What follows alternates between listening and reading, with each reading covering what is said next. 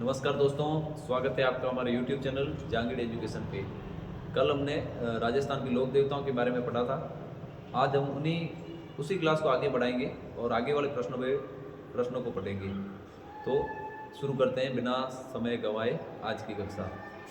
तो आज का हमारा जो पहला प्रश्न है वो है, लक्ष्मण का अवतार किस लोक देवता को माना जाता है? बाबू जी, गोगा जी, तेजा जी या हड़बू जी? तो इसमें हमारा सही उत्तर जो हो जाएगा वो बाबू जी हो जाएगा। अगला प्रश्न है हमारा, मारवाड़ में सर्वप्रथम ऊंट लाने का श्रेय किस लोक देवता को दिया जाता है? बाबू जी, गोगा जी, तेजा जी या हड़बू जी? इसमें भी हमारा सही उत्तर हो जाएगा बाबू जी। मारवाड़ में सर्वप्रथम ऊंट बाबू जी लेकर आए थे। अगला अपना प्रश्न है, गोरक्षक एवं सांपों के देवता के रूप में जो प्रसिद्ध है, इनमें से जो गोरक्षक भी हैं और सांपों के देवता के रूप में भी पूजे जाते हैं। तो पहला है गोगा जी। गोगा जी गोरक्षक और सांपों के देवता दोनों हैं। बाबू जी को हम सिर्फ गोरक्षक मानते हैं, सांपों के देवता नहीं कहते। तेजा जी को हम गोरक्षक और सांपों के देवता दोनों मानते हैं। हड़बू जी को गोरक्षक तो कहते हैं लेकिन सांपों के देवता नहीं कहते, इसलिए ये दोनों में नहीं आएगा। तो हमारे दो विकल्प, जो पहला और तीसरा विकल्प हमारा सही हो रहा है, तो इसमें से जहां पहला और तीसरा है, ये हमारा बी ऑप्शन जो है वो सही हो जाएगा। अगला हमारा प्रश्न है, देव नारायण जी के संबंध में सत्य कथन बताना है। तो देव नारायण जी जो है वो बगड़ावत सवाई भोज एवं सेतु गुर्जर के पुत्र थे, ये सही है। इनका जन्म 1239 में हुआ था, ये भी सही है। इनका विवाह धार के राजा जय सिंह की पुत्री पीपल देव के साथ हुआ था, ये भी सही है। इनका जो प्रमुख मंदिर है वो आसिंग भीलवाड़ा में है, तो ये बात भी सही है। तो हमारा इसमें सही जो विकल्प हो जाएगा वो डी। अगला प्रश्न है हमारा, लोक देवता जिनके पिता भिनाय के शासक से संघर्ष करते हुए अपने 23 भाइयों के साथ वीर गति को प्राप्त हो गए, तेजा जी, बाबू जी, देवनारायण और वीर कला राठौर? इसमें जो हमारा सही उत्तर हो जाएगा वो हो जाएगा देवनारायण जी। अगला प्रश्न है हमारा, गोरक्षक देवता थे, इनमें से जो गोरक्षक देवता थे, गोगा जी भी गोरक्षक थे, बाबू जी भी गोरक्षक थे, तेजा जी भी थे, देवनारायण जी भी गोरक्षक हैं और मेहा जी भी गोरक्षक थे। तो सारे विकल्प हमारे सही हैं। तो पांचों विकल्प जहां सही है तो ये हमारा जो डी ऑप्शन है ये हमारा उत्तर सही हो जाएगा। अगला हमारा प्रश्न है, देवनारायण जी के मुख्य मंदिर आसिंद में मेला कब भरता है? इसमें जो हमारा सही उत्तर हो जाएगा वो भाद्रपद शुक्ल सप्तमी को जो है देवनारायण जी के मंदिर आसिंद के अंदर मेला भरता है। अगला हमारा प्रश्न है, लोक देवता जिनसे संबंधित काव्य का गायन हर रात 3 पहर गाए जाने पर 6 माह में पूर्ण होता है। काव्य का जो गायन होता है हर रात 3 पहर गाते हैं और इतना गाने पर ये 6 माह के अंदर जो है वो पूरा होता है।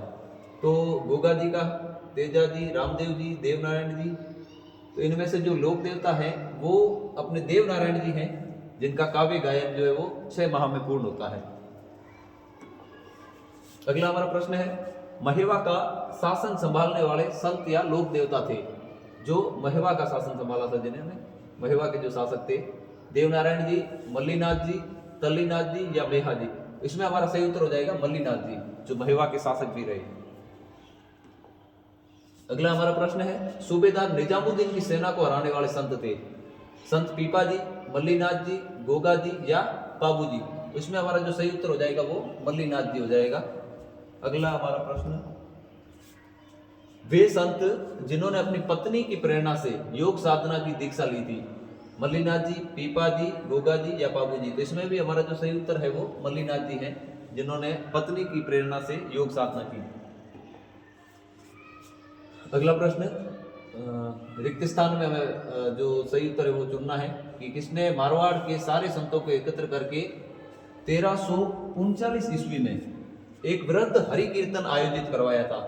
तो इसमें रामदेव जी, मल्लीनाथ जी, रानी भटियाणी जी या आलम जी, कौन इसका सही उत्तर होगा? तो इसमें जो सही उत्तर हो जाएगा हमारा वो मल्लीनाथ जी हैं, जिन्होंने 1399 में एक वृहद कीर्तन करवाया था।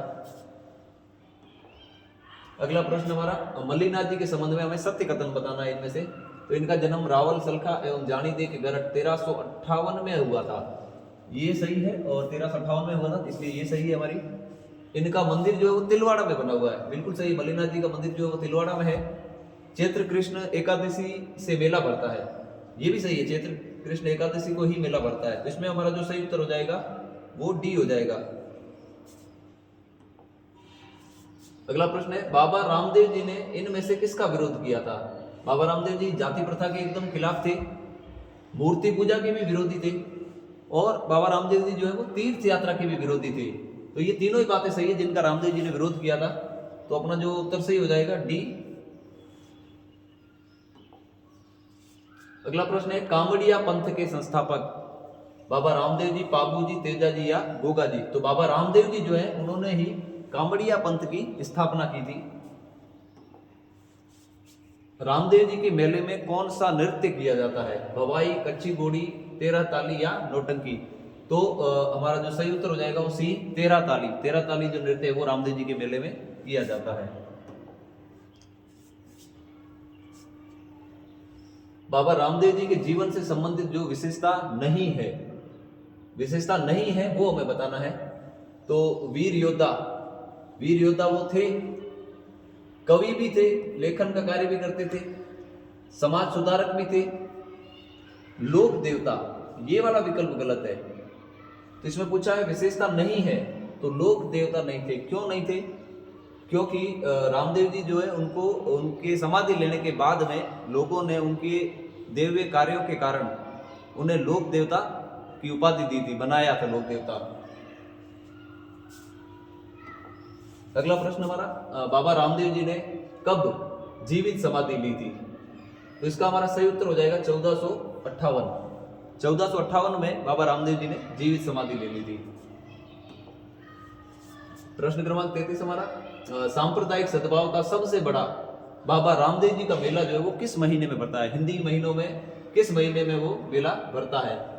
चैत्र, वैशाख, भाद्रपद या आश्विन? तो भाद्रपद माह में पड़ता है, तो हमारा सही उत्तर हो जाएगा सी। अगला प्रश्न, रामदेव जी के संबंध में सत्य कथन बताना है, इनमें से कौन सा? अजमल जी और मेणा दे के घर ऊंडू कश्मीर में इनका जन्म हुआ था, ये बात सही है। रामदेव जी मल्लीनाथ जी के समकालीन थे, ये बात भी सही है। मल्लीनाथ जी ने रामदेव जी को पोकरण की जागीर दी थी, मल्लीनाथ जी ने, ये बात भी सही है।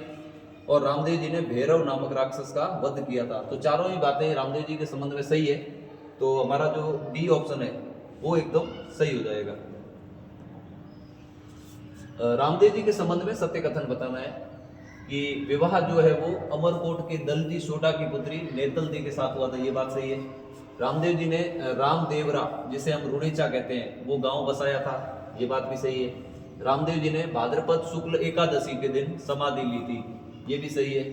रामदेव जी को कृष्ण का अवतार कहा जाता है, ये बात भी सही है। तो हमारे चारों ही विकल्प सही है इसमें, तो हमारा सही उत्तर हो जाएगा डी। पंच पीरों में शामिल नहीं है, जो पांच पीर हैं, जिन्हें पांच पीरों के नाम से जाना जाता है, ऐसे गोगा जी, तेजा जी, पाबू जी, हड़बू जी, इनमें से कौन है जो पांच पीरों में शामिल नहीं है? तो रामदेव जी, हड़बू जी, ये दोनों हैं, गोगा जी भी है, तेजा जी जो है वो पांच पीरों में शामिल नहीं है। तो जो हमारा सही उत्तर हो जाएगा वो तेजा जी हो जाएगा, जो पांच पीरों में शामिल नहीं है। अगला प्रश्न है, पंच पीरों में शामिल देवताओं का सही युग्म कौन सा है? कौन सा इनमें से युग्म है जिनमें पंच पीर आए हैं? तो गोगा जी है, तेजा जी नहीं है, तो ये विकल्प हमारा सही नहीं है। दूसरा है गोगा जी, पाबू जी, मेहा जी, हड़बू जी, रामदेव जी, ये बिल्कुल सही है। इसमें गोगा जी भी हैं, पाबू जी भी हैं, मेहा जी भी है, हड़बू जी भी है और रामदेव जी भी है। इन्हीं पांचों को पांच पीरों के रूप में जाना जाता है। अगले दोनों विकल्प ये दोनों भी गलत हो जाएंगे, इन दोनों में तेजा जी दे रखा है, जो तेजा जी पांच पीरों में शामिल नहीं है। अगला प्रश्न है, मेहा जी मंगलिया का प्रमुख जो मंदिर है वो कहां पर स्थित है जहां भाद्रपद कृष्ण अष्टमी के दिन मेला भरता है?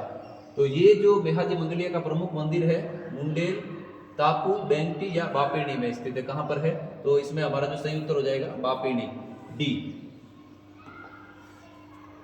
अगला प्रश्न है, लोक देवता जो गायों की रक्षा भाटियों से युद्ध करते समय वीर गति को प्राप्त हुए थे, हड़बू जी, पाबू जी, बिग्गा जी या मेहा जी? तो हमारा सही उत्तर हो जाएगा डी, मेहा जी, जो भाटियों से युद्ध करते हुए गायों की रक्षा करते हुए वीर गति को प्राप्त हो गए थे। अगला प्रश्न, पंच पीरों में कर्नल जेम्स टोड के अनुसार शामिल लोक देवता जो गहलोत या गुहिल वंश जो है उससे संबंधित थे, रामदेव जी, पाबू जी, मेहा जी या हड़बू जी। तो इनमें से मेहा जी मंगलिया जो हैं वो गहलोत या गुहिल वंश से संबंधित थे।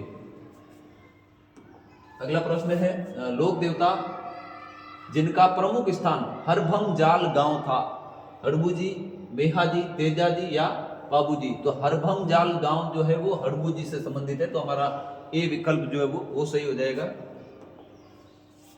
लोक देवता जो गुरु भाई और मौसेरे भाई भी थे, जिनके गुरु भी एक ही थे और दोनों मौसेरे भाई भी थे, गोगा जी और बाबू जी ये दोनों नहीं थे, रामदेव जी और हड़बू जी ये दोनों मौसेरे भाई थे। तो ये हमारा विकल्प सही हो जाएगा, बाकी वाले दोनों विकल्प गलत हो जाएंगे। तो सही उत्तर हो जाएगा बी, रामदेव जी और हड़बू जी जो दोनों गुरु भाई और मौसेरे भाई भी थे। हड़बू जी के संबंध में सत्य कथन बताना है। हड़बू जी मुंडे राव जोधा के समकालीन थे, बिल्कुल सही। अस्त्र शस्त्र एवं सगुन शास्त्र के ज्ञाता थे, ये बात भी सही है। रामदेव जी की प्रेरणा से इन्होंने गुरु की दीक्षा ली थी, ये बात सही है। प्रमुख मंदिर जो इनका है वो बैंक की फलोदी में है, ये भी सही है। तो इनके चारों ही विकल्प हमारे सही है, तो सही उत्तर हमारा हो जाएगा डी। अगला प्रश्न है, लोक देवता जिनके मंदिर में बैलगाड़ी की पूजा होती है, जिनके मंदिर में बैलगाड़ी के रूप में पूजा की जाती है, रामदेव जी, बाबू जी, हड़बू जी या मेहा जी। तो हड़बू जी के मंदिर में बैलगाड़ी की पूजा होती है। अगला प्रश्न है, लोक देवता जो मेवाड़ महाराणा उदय सिंह के समकालीन थे, इनमें से जो मेवाड़ के राजा उदय सिंह के समकालीन थे ऐसे कौन से हैं? वीर कल्ला राठौड़, तेजा जी, भैरवनाथ, देवनाथ आचार्य। तो हमारा सही उत्तर हो जाएगा ए, वीर कल्ला राठौड़। अगला प्रश्न है, लोक देवता जिनका प्रमुख केंद्र रुडेला था, हड़बू जी, मेहा जी, बाबू जी या कल्ला जी। तो ये भी उत्तर डी इसका सही है, कल्ला जी जिनका प्रमुख केंद्र रुडेला था। प्रश्न क्रमांक 47, चार हाथों वाले देवता के रूप में जिनको जाना जाता है, चार हाथों वाले देवता, हड़बू जी, मेहा जी, बाबू जी या कल्ला जी।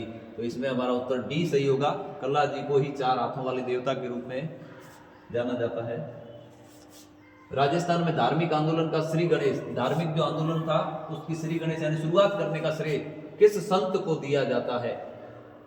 तो धार्मिक आंदोलन का श्री गणेश करने का श्रेय जो पीपा जी, धन्ना जी, जाम्बो जी या लालदास जी। तो हमारा सही उत्तर हो जाएगा बी, धन्ना जी।